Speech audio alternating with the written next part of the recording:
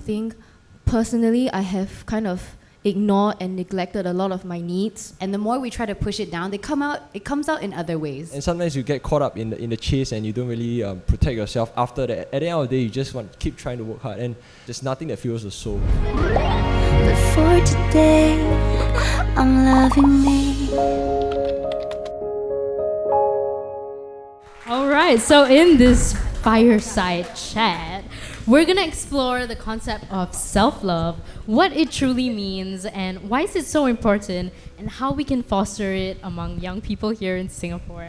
Right, so today our lovely panelists will share their key thoughts on, some concepts like self-love as well as personal well-being and of course setting boundaries. And we hope that their insights give you guys, a little boost of encouragement to love yourself unapologetically. So the first question for all three of you is, what does self-love mean to you? And personally, why do you think it's so important for each and every single one of us in the room to have self-love?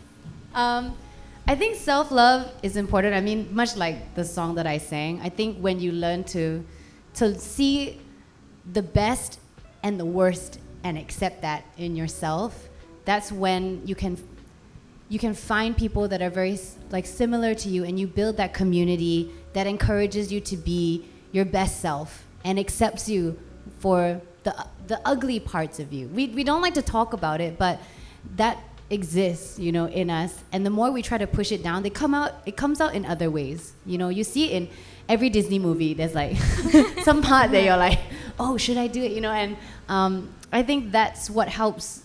There's no science to it. I think it's a process. And the more time that we spend with ourselves, learning to love ourselves, I think that is a huge key and important to wake up every day and find joy. Because if you love yourself, you can do that without having to lean on anybody else. But of course, more love is more better lah. But yeah. Lucas. Okay. I think that self-love comes a lot from protecting your inner peace, because I feel like nowadays everybody likes to work hard. So we often find ourselves trapped in the zone where we keep working hard and we don't stop. So and sometimes you get caught up in the chase and you don't really protect yourself after that. At the end of the day, you just want to keep trying to work hard, and there's no peace. There's nothing that fuels the soul.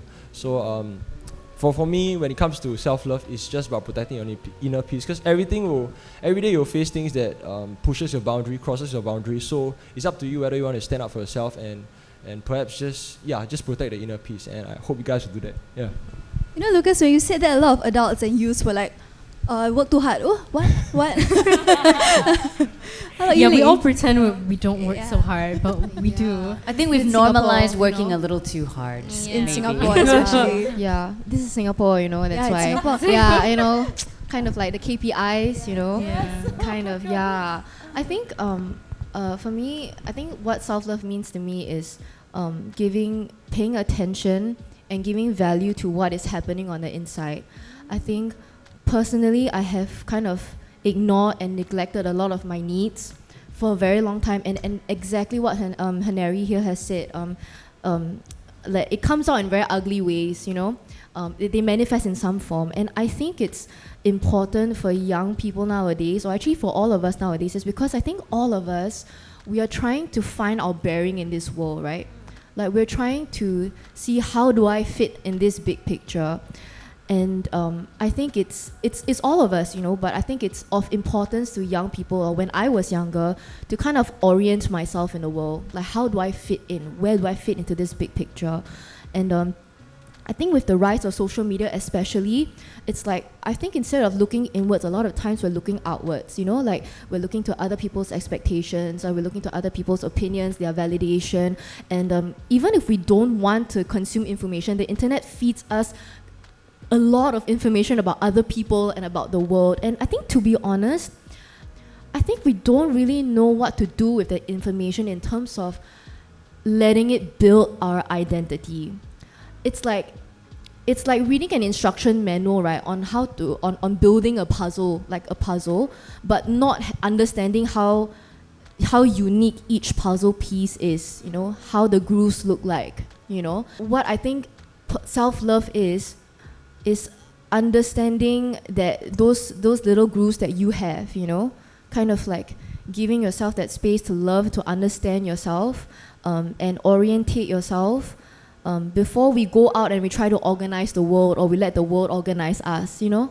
Yeah, and then maybe we can find our bearing in this whole like puzzle piece.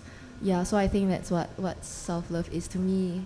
Yeah. That's so beautiful. Thank you. Thank you so much. Thank you. Okay, so this next question, it goes to Daphne and LAYYI. What can be done to reduce the stigma surrounding mental health issues, especially among young people? So I think this was a conversation I was having with someone very, very recently. There is this generation jump from being, oh, we can't talk about it, to like, maybe we can talk about it a little bit. And I think when we are able to cross over into different generations and have that conversation a little bit more, which is what social media is good for, because there ain't no age number type thing on social media, but reading everyone else's opinion and trying to understand that there is this middle ground. If we want to have this conversation and we want it to work, then we have to kind of find each other on the level that we are at, and again, not be afraid to say what you stand for. If you know who you are, like I'm someone that, okay, if we get too into it, I get a little bit uncomfortable, and I will say I'm a little bit uncomfortable, and then the person can either choose to continue that conversation. Okay, then I'm gonna step back. That's my boundary. Yeah, exactly. And so it's like you said, like all the tools, trying to figure out what works for you, because our puzzle pieces are all unique and different. And if it doesn't work for you, then if you stay in it, it's going to be very uncomfortable because it's not going to fit. But you're going to find places that you do fit, where the instructions work. And I think that's one way, like setting your own boundaries, but also saying out loud, like, this makes me uncomfortable, or can we talk about this a little bit more? Like, or you're brushing off something that I think is important to me. And basically knowing what, you know, I guess the young people say, what my truth is, like what I stand for. If you can say that and stand by it, not be afraid to say that this is what I stand for. I think that will help when we communicate as a community. Yeah. Yeah, so good. I feel like what she's saying is also, like the essence of it is, you wanna give to yourself first what you wanna give to the world, you know? Yeah, so whatever kindness, whatever compassion, whatever space, you know, give that first to yourself before you give it to the world, because you cannot pour out of like an empty cup, you know, like you have to be filled. Yeah. So but I would say I was having this conversation with them like just before this, in rehearsal, and we were saying that you know, when we're talking about like this sentence, remove the stigma of mental health from young people, right? It's kind of ironic to me, because I feel like the current young people are so loud about it. Like you go on TikTok and you go on Instagram, they'd be like, you know, my therapist said this last week. Like I went to therapy. The ADHD was kicking in, you know. So like, yeah, so because I have OCD, and like people just talk about it, and you know, we weren't saying that everyone in the older generation is like, whoa, where was the trigger warning? Like, where? Yeah, exactly. Nobody warned me. Yeah. In a weird sense, I don't think there's a stigma anymore, which is a good thing in a sense where I think people are talking about it more. I do think the stigma still applies to the millennials and older though, like right, like I'm speaking, yeah, I'm the Zillennial area, so like I like in between, so I kind of also relate to the millennial generation. And I remember I go for therapy, and I remember the first session that I went, right, because there was a waiting area, and then there were a lot like people waiting for their turn. I remember going there for the first time, right, and I saw all these other people looking at me, and I'm looking at them, and I suddenly felt very self-conscious, like, okay, all these people here, we all got problems, you know, and we all got, yeah, and then I just like, oh man, like, you know, and that's when I first realized that, oh, this stigma is real, and I think it happens with the people that are like older. So I'd say to the older people, actually, you know, like, don't be afraid to go for it, you know, because in the end, we're not perfect, and we all need to learn how to embrace that. Another point that I think it might be interesting, I hope it's not controversial, but I think like doing things like that, like embracing and being brave to create honest art. Yeah, I think Singapore, we are very good at this, and I respect Singapore for this. We are very safe. We are very we wanna, and I understand, we have multiracial groups, we want to have a lot of people to please, right? But I do think that when we wanna spread an important message, right? Art is such a powerful tool. You can say so much with that song, right? It's I love the chorus so much because it really speaks to me in dimensions that maybe I don't know, a PSA would, or but I think, if I guess as an artist, I would like to see people embrace and challenge themselves to create more honest art. Thank you so much. So I think the next question is actually a bit more personal. So for the three artists... For Lucas. Yeah, Lucas, you're starting first. I definitely got this. Trust me. So in your experience, how do small acts of, self-love impact you? And what would you say that, some self-acts love that you guys have, implemented for yourself that has helped you guys? I think that when it comes to protecting your own peace and self-love, right, it's always there's always a multitude of reasons. There's specific reasons why people there's a sudden trigger and then they blow up for some instance, because they don't protect their inner peace at different layers, and then it just keeps adding up, and then it's an avalanche of feelings they can't control. Yeah, so that's why I think that it's very important for small acts of kindness to even exist. So for me, the way I go about this is I exhibit an act of kindness first, and then I don't hope that I get back the act of kindness, but I think that people around you don't kind of exhibit the same act of kindness back, then perhaps you're in the wrong circle.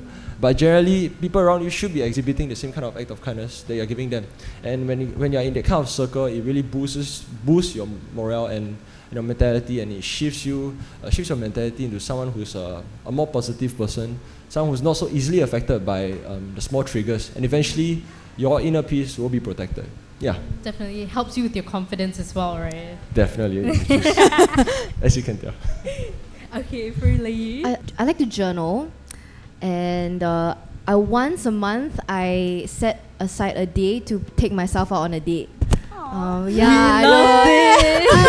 I said this after meeting my therapist, and then I just okay, I gotta take myself out, so I do that. I think that helps. I like to go to the beach also at night, 10 p.m. There's nobody. Be careful. Be very careful. It's fine. It's there are lights. Okay, there are lights, but it's just the darker areas, and I'll just set up a camping chair and then stone there, just stone. Just such a mood. It's really such a vibe. I think we all just have to be intentional, you are also a person, you gotta remember that, you are treating yourself as a person. Yeah, so I think that helps. Yeah. That's such a simple line, but we don't think about that. But I'm a radio DJ now, so I have a show Monday to Friday. So every single day, I gotta go on air at 1 p.m. and I gotta hype whoever in Singapore is listening to the show. And so I'll go into the studio and I have this 10 minutes before I go on air, before I hit turn my microphone on. And I just do a little ritual where I just hype myself up. Yeah, it's like a mini hype. And then 1 o'clock comes around and I'm like, good afternoon. I start my show. But I have to do it every day. But before, when I was freelancing, I did not have to do that every day. So I didn't have to do the, fill my cup. I could take my time doing it. But realizing that this has now become a discipline, I actually really see the difference in my day-to-day life. And I think that just goes to show, right, that if we wake up every day and we say, you know what? Not today. I'm going to have a great day today. Instead of being oh, I'm tired, I didn't sleep enough. Yes, I'm tired, I didn't sleep enough. But you know what? I'm going to have a great day because I can. Yeah. Right, so it's all about the mindset. I love that you're setting aside that window of time just for yourself to hype yourself I have no choice. The mic will turn on either way. And people know you're good afternoon. Yeah. It's okay. Every time you're on air, you always sound as energetic. So it's okay. It's okay. Yeah, my hype woman hype it works, it works. Yeah, thank you. You don't need anybody to hype you up. No, you hype yourself up. Yeah, I also have a lot of friends that if I don't have the energy, it's my mom. I have some friends in the crowd today that if I see them, I feel hyped up too, and that always helps too. Yeah. Which brings us to actually our next question: how can young people support each other in their mental health journey? How do young people hype each other up, is it? Yeah. I feel that nowadays there's a lot of content going on TikTok and everywhere. There's always discussing about red pill, blue pill, like whether you should push through the anxiety, the mental health issue, the problem that you have. But Know where that's from? where's that from? Do you know what movie Matrix. that's... Okay. Yeah. Okay, you're not that young. I'm not that okay, young. good job. I think that No judgment, safe space, guys, safe space. space. Sorry, go on.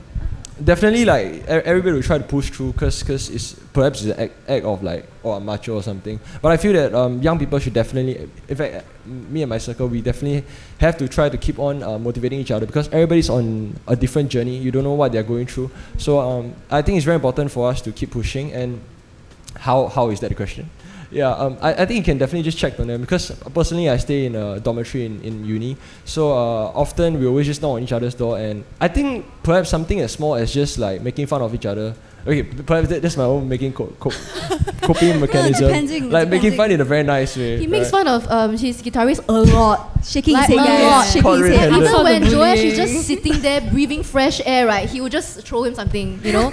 So I guess that your mental health initiative, right, very aggressive. To be fair, he bullies me when we are not here. Oh, yeah, is so it? it's I fair. don't see this. Right. Just state your boundaries. Exactly. State your boundaries, Joash. Yes. You're okay, right? Yeah. It's love. It's love. It's a form of love. Okay. So something as simple as just poking fun with each other, I think is a very good little bump in your mental health, and I think it's amazing to have such a system every day, and I think everybody should try their best to find something like that. Yeah. But guys, please don't bully your friends, okay? Please. Yes, we're not advocating that at all. Anti-bullying, no bullying. Like, and even when I was younger, I kind of feel like we don't really know how to like hold like deep conversations. Like when someone says like yeah, actually I mean like this thing happened. Then you know, then your friends be like, Hey, same, high five. damn bro, high five. Yeah, high five. Then you they be know? like, damn bro. So what's for dinner? Then it's like Yeah, kind of like, you know, we like don't really know how to talk, like or we don't know how to host sadness, like, you know. So you know, because we're young and we're awkward and we're kind of like, we all just supposed to be cool and happy all the time, right? So I would say maybe a little bit of an effort is, even if we don't know how to host that conversation, how about we just learn to hold space? Just be a safe space for them to talk, you know, and listen and be sincere even in your honesty, you know, be like, even if you don't know what to say, just say, I really don't know what to say, but like, I hear you, man, like I'm listening. I think even that is so comforting. Like even that, I don't need to hear your advice or your solutions. I just need to know that I can actually express these things to you. Yeah, and I think young people can you're more than able to do that, you know? Yeah, so just hold space, you know? You don't have to hold the conversations yet. You can like do that on the way, I guess. Yeah. So yeah. Haneri? Yeah. I think that's a really, really good point to add on to that. So it's like there's a sender-receiver situation, right, when it comes to communicating, if you're between like friendship, right? So one thing that's really important is knowing your own capacity.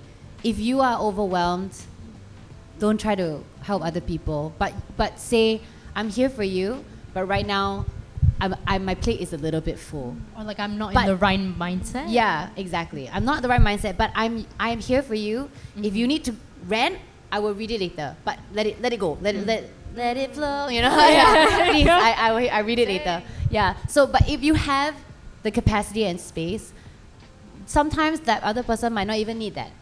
So something that my friend taught me, and she does a lot of public speaking, is ask, do you want help or do you just want me to listen? Because some people, that's the easiest thing. I just need you to listen. Okay, great, go. Then you don't have to do anything. You don't even have to hold it for them. You just have to let them let it out, you know? And these are really simple ways to start a very healthy conversation, because you can always be honest. So if I say to you, my plate is full, my friend is never going to be like, so you are not my friend lah. If they're like that, they're never going to say that. They'll say, in fact, if they have capacity, they'll be like, I am going through a lot, but you know what? Actually, I got a little bit of space. Shall we try? You know, like maybe give me a little bit, and that creates space, and then you can have that conversation.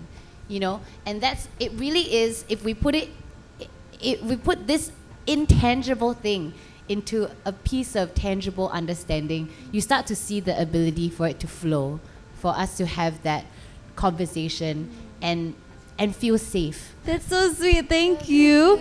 Now, I just want to do something really fun with you guys, okay? So this is a little bit of an improv thing. So I'm going to ask you guys the last question, but I'm going to need you guys to speed run this. In one word, can you guys summarize this event that you want our audience to take away with? Ready? 1, 2, 3. Health. Healthy. Mental health. Youth mental health. World mental Health. Okay. World mental health. Okay, thank you guys Beautiful. so much for this fireside chat. Thank you so much. Thank you. I'm loving